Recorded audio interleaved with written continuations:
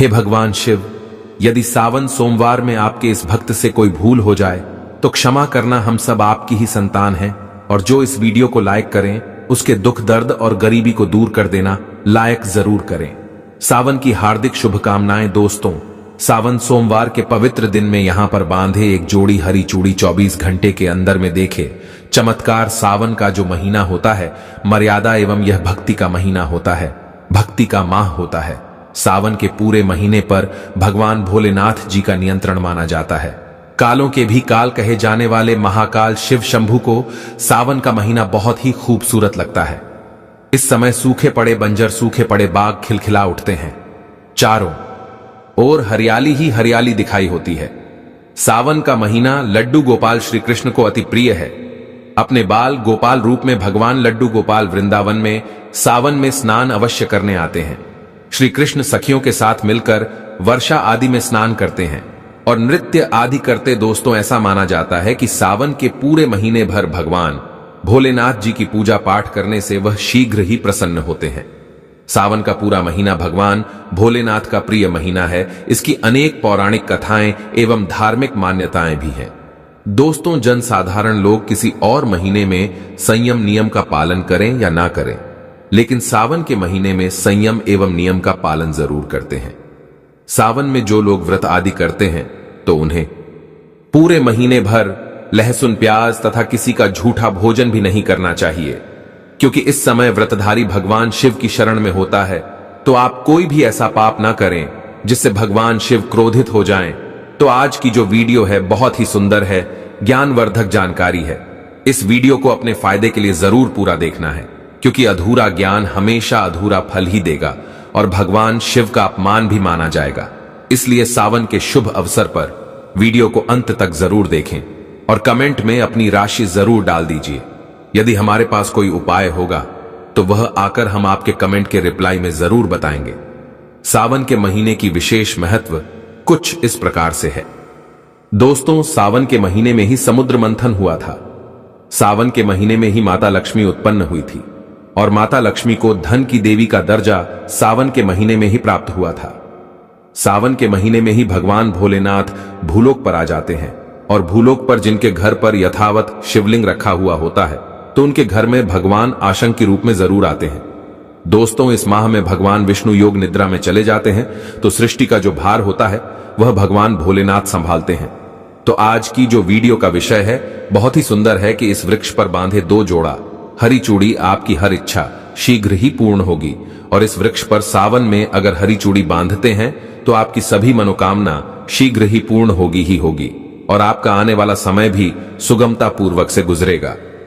और कैसी भी आपके जीवन में जो परेशानी चल रही हो वह परेशानी भी समाप्त हो जाएगी। अच्छी चूड़ी सभी समुदाय के लोग पहनते हैं। हिंदू, मुस्लिम, सिख, ईसाई सभी लोग अपने हाथों में चूड़ियां अवश्य धारण करते हैं। कोई इसे बैंगल्स बोलता है तो कोई इसे कड़े, कोई इसे चूड़ी आदि बोलता है, लेकिन चूड़ी का महत्व सर्वप्रिय है। देवी देवताओं को अति आकर्षित करने वाली चूड़ियां मानी जाती हैं, खासकर माता रानी। जो महिला चूड़ी पहनकर, दोस्तों, अगर आप भी भोलेनाथ के सच्चे भक्त हैं तो कमेंट बॉक्स में ओम नमः शिवाय जरूर लिखना। और अगर आप भोलेनाथ से प्यार करते हैं तो 1 लाइक जरूर करें। दोस्तों, भगवान भोलेनाथ जी को यह 3 वृक्ष अत्यंत प्रिय है और इस वृक्ष की पूजा करने से शिव पूजा करने का ही फल प्राप्त होता है। दोस्तों, इस वृक्ष के बारे में शास्त्रों में यह भी कहा जाता है कि मनुष्य जाति के जन्म कल्याण के लिए स्वयं भगवान भोलेनाथ एवं माता पार्वती इन वृक्षों के रूप में भूलोक पर अवतरित हुए थे, अर्थात भूलोक पर जन्म लिया था। तो आइए इस वीडियो में जानते हैं सावन में हरी चूड़ी का महत्व। दोस्तों, हरा रंग सौभाग्य एवं उल्लास का प्रतीक माना जाता है जो मन को शीघ्र ही आनंदित करता है। हरा रंग प्रकृति का वह स्वरूप है। हरा रंग प्रकृति का स्वरूप माना जाता है और माता पार्वती भी प्रकृति है एवं भोलेनाथ को पुरुष माना जाता है।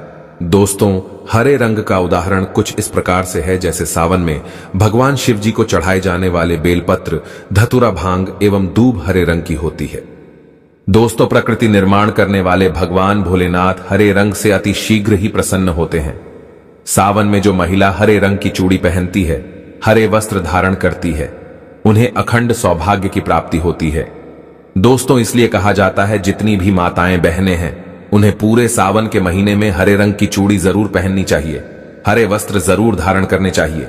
सावन के महीने में जो माताएं बहनें भगवान भोलेनाथ की पूजा करती हैं, शिव पूजा करती है, ऐसी माता बहनों को हरे रंग के वस्त्र धारण करने चाहिए और भूलकर भी सावन के महीने में नीले और काले वस्त्र किसी भी महिला को कदापि नहीं पहनने चाहिए। ऐसा माना जाता है कि इस रंग के कपड़े पहनने से महिला के पति पर कष्ट आते हैं और उनके पति की आयु कम हो जाती है। तो दोस्तों, इस वृक्ष पर किसी भी सावन सोमवार के दिन या सावन में किसी भी समय जरूर बांधे।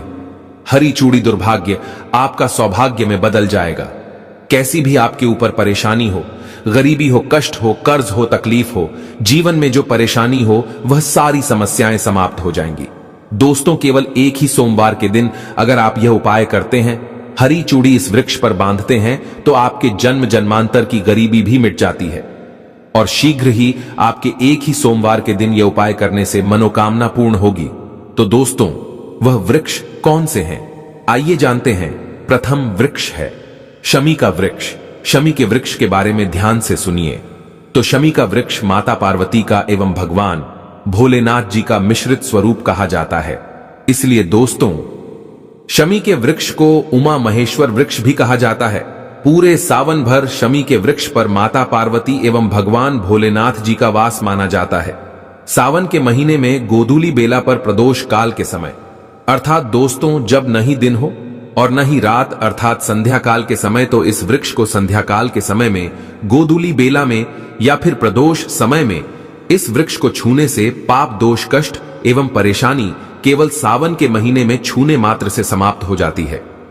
दोस्तों, सावन के पवित्र महीने में अगर शमी वृक्ष की जड़ पर कच्चा दूध डाला जाए तो भगवान शिव शीघ्र ही प्रसन्न होते हैं एवं माता पार्वती का ढेर सारा आशीर्वाद प्राप्त होता है।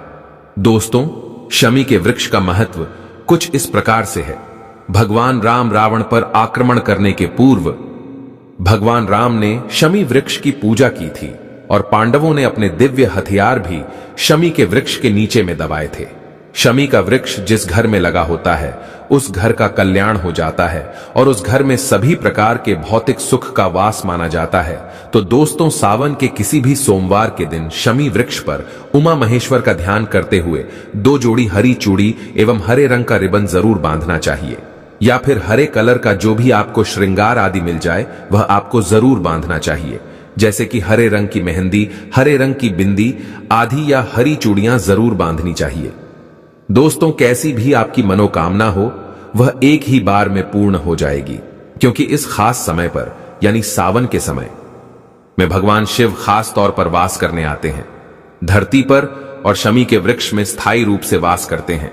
शमी का वृक्ष छूने मात्र से आपकी मनोकामना शीघ्र ही पूर्ण हो जाएगी। पूरे सावन भर अगर शमी के पत्ते भोलेनाथ जी को उनकी पूजा में चढ़ाते हैं तो इससे अष्टलक्ष्मी आपके घर में वास करती है। आपके घर में कैसी भी गरीबी हो, दरिद्रता हो, दुख हो, परेशानी हो, गरीबी हो, बीमारी हो, सब समाप्त हो जाती है और पूर्ण रूप से आपके घर में भौतिक सुख आकर के निवास करने लगते हैं। दोस्तों, दूसरा वृक्ष है धतूरे का वृक्ष। धतूरे का वृक्ष भगवान भोलेनाथ के उग्र रूप काल भैरव के अंश से उत्पन्न हुआ है। ऐसी मान्यता है कि शिवलिंग पर धतूरे के पत्ते या पुष्प फल चढ़ने से राहु, केतु एवं शनि के कुप्रभाव समाप्त होते हैं। धतूरे के वृक्ष पर सावन के किसी भी सोमवार के दिन अगर 2 जोड़ी हरी चूड़ी बांधे तो शत्रुओं से छुटकारा मिलता है एवं शत्रुओं का सर्वनाश होता है। और दोस्तों, सावन सोमवार के दिन धतूरा का वृक्ष छूने मात्र से भगवान शिव आपके घर में दौड़े चले आएंगे। दोस्तों, अगर सावन के किसी भी शनिवार के दिन धतूरा के वृक्ष पर बाबा काल भैरव का ध्यान करते हुए हरी चूड़ी अगर बांधी जाए तो घर से भूत प्रेत बाधाएं सब नष्ट हो जाती हैं, भस्म हो जाती है एवं छोटे से धतूरे की जड़ अगर घर के किसी भी कोने में छुपा दी जाए या घर में जमीन में गाड़ दी जाए तो भूत प्रेत इत्यादि का वास घर में कभी नहीं होता है। घर से सभी बाधाएं शिव के वास होने से भाग जाती हैं। दोस्तों, जो तीसरा वृक्ष है वह है बेल का वृक्ष। अगर भगवान शिव को बेलपत्र ना चढ़ाए जाए तो सावन का व्रत अधूरा माना जाता है और बिना पत्र चढ़ाए ही शिवलिंग पर जल भी व्यर्थ हो जाता है। इसलिए जब भी आप भगवान शिव पर बेलपत्र चढ़ाए तो 5 बेलपत्रों पर उसके ऊपर में श्री राम अवश्य लिखें। इससे भगवान शिव जल्दी और अत्यंत प्रसन्न हो जाते हैं। दोस्तों, सावन में बेल वृक्ष छूने से कई तीर्थों का लाभ मिलता है। सावन में इस वृक्ष को क्यों छूना जरूरी है, आइए जानते हैं। बेल वृक्ष की महिमा को बेल का वृक्ष। मैं आप लोगों को कई बार कई कथा में बता चुका हूं कि यह जो बेल का वृक्ष है, माता पार्वती के स्वरूप कहा गया है। तो यह वृक्ष माता पार्वती के पसीने से उत्पन्न हुआ है। स्कंद पुराण में बहुत ही स्पष्ट तरीके से बताया गया है। इसके पत्ते में शिव और डाली में पार्वती, जड़ में ब्रह्मा एवं तन में विष्णु जी स्वयं रहते हैं। संध्या काल में ऐसा माना जाता है कि शिव मंदिर के समीप में जो बेल के वृक्ष है, इसके नीचे में अगर कोई भी व्यक्ति सावन में शाम के समय, वैसे तो इसे डेली जलाना चाहिए, लेकिन अगर सावन के पावन दिनों में शाम के समय अगर भगवान शंकर जी का कोई भी शिव मंदिर है, तो उसके किनारे में जो कोई बेल का वृक्ष हो, वहां पर बिल्कुल आप एक घी का दीपक जला दीजिए। इसे बहुत ही उत्तम कहा गया है। वैसे अगर आप घी का दीपक जलाते हैं तो आपको धन गुण एवं परम शिव भक्त की प्राप्ति होती है। दोस्तों, इस वृक्ष को छूने से पाप तत्काल नष्ट हो जाते हैं। कैसा भी आपके जीवन में पाप हो, दूर हो जाता है। तो आपको करना क्या है, देखिए। जो बेल का वृक्ष है, इसे बहुत ही उत्तम कहा गया है। माता लक्ष्मी को भी बेल के वृक्ष का अवतार लेना पड़ा था। एक कथा के अनुसार इसके बारे में मैं एक कथा भी बता दूंगा कि क्यों माता लक्ष्मी को बेल के रूप में बेल के वृक्ष में अवतरित होना पड़ा था। तो आपको सावन के पवित्र दिनों में बेल के वृक्ष के नीचे हो सके तो घी का दीपक जरूर जलाइएगा। घी का दीपक बहुत ही उत्तम कहा गया है। अन्य वृक्षों को जैसे आपने मक्खन चढ़ाया, बताशे का भोग लगाया, बेल के वृक्ष को माता पार्वती तथा भगवान शंकर का स्वरूप ही कहेंगे। बेल के वृक्ष की जो जड़ होती है, इसके जो मूल भाग होते हैं, इसमें समस्त तीर्थ आकर के निवास करते हैं। इसीलिए सावन के महीने में कहा जाता है, जो लोग अगर तीर्थ धाम नहीं जा सकते, तीर्थों के दर्शन नहीं कर पाते, तो ऐसे व्यक्ति बेल वृक्ष के नीचे में 1 महीने तक घी का दीपक जला लेते हैं, तो संपूर्ण जितने भी तीर्थ होते हैं, इसके घूमने का बराबर पुण्य की प्राप्ति होती है। मैं इसलिए सारी जानकारी, गुप्त रहस्य जानकारी बताता हूं, जिससे आप सभी दर्शकों को कल्याण हो, दर्शकों की बिल्कुल ही आध्यात्मिक उन्नति हो। सभी को धन की जरूरत नहीं होती, किसी को पुण्य की प्राप्ति की जरूरत होती है। कोई आध्यात्मिक उन्नति करना चाहते हैं, इसीलिए इस प्रकार के छोटे छोटे गुण भरे रहस्य जानकारी वीडियो में बता देता हूं। दोस्तों, अब करना क्या है, सावन के शुभ मंगल दिनों में इस वृक्ष को छूना है। माता पार्वती से प्रार्थना लगानी है कि हे माता पार्वती, आप ही शक्ति स्वरूपा है, लक्ष्मी है, धन की देवी है, आप ही संसार को चलाने वाली देवी है।